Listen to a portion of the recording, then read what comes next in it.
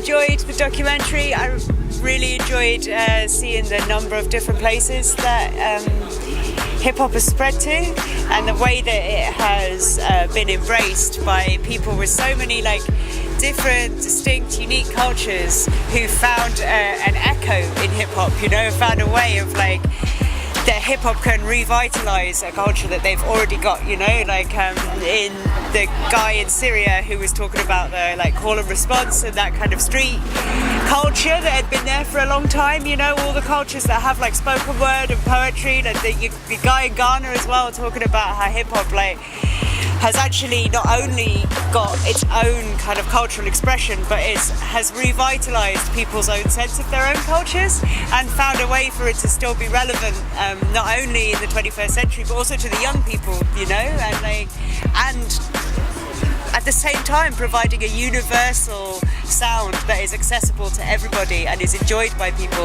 all over the world,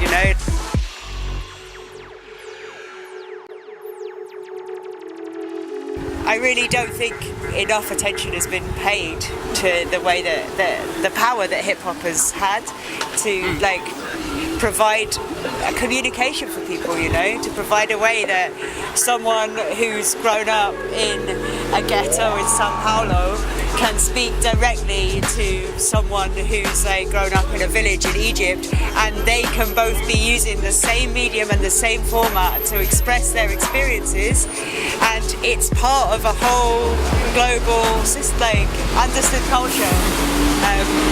I found that really beautiful to see, and I hadn't really thought about how empowering it has been, and how it's allowed us to all revitalise our own cultural history.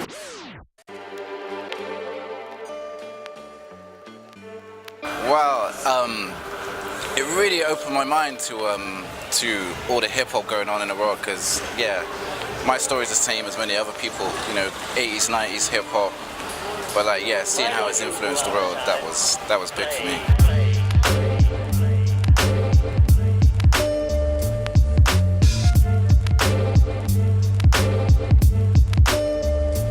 Everyone had a strong message on how it was expressive for them and how they were kind of liberated by using hip-hop as a tool.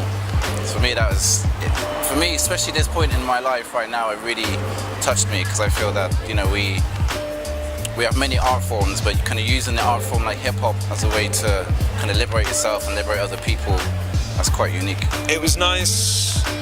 It was nice, well shot, all that kind of stuff, but it was fun, it was uplifting, and it showed you people enjoying themselves and expressing themselves. The good thing is that you showed how many people across the world, all that kind of stuff, really into the same scene, really getting the same kind of music, all that kind of stuff, but expressing it in their own languages, man, Everyone's got their own little tongue, their own little vibe, their own little expressions, and that was lovely to see. A lot of things about hip-hop, being my upbringing of American gangster rap, wasn't what started hip-hop, and this, being in so many different cultures, so many different countries, I didn't know how much was around in other countries. Very much westernized for me, hip-hop. Cambodia was probably the biggest surprise, and how they were able to spit their rhymes in their own language. Brilliant, brilliant.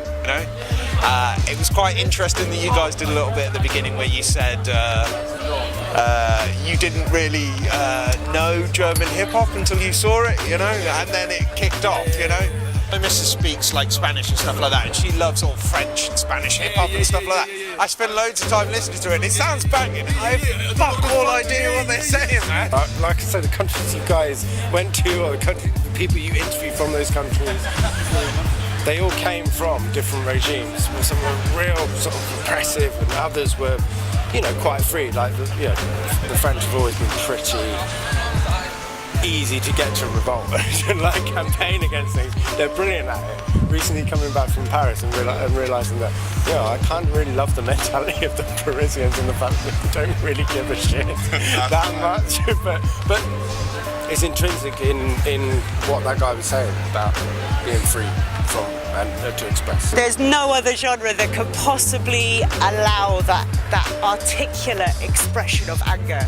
You know, it's not just saying I'm angry, it's saying I'm angry and these are all the reasons why. I instinctively heard that the first time I ever heard a hip hop track, and for my whole life I've been a hip hop fan, and it is for that reason, that sense of like, I can be powerful and I can speak and I can write my name on my city wall, and this city can like disempower me, but it can never shut me up. Immediately, of course, a way of life, that is exactly what it is.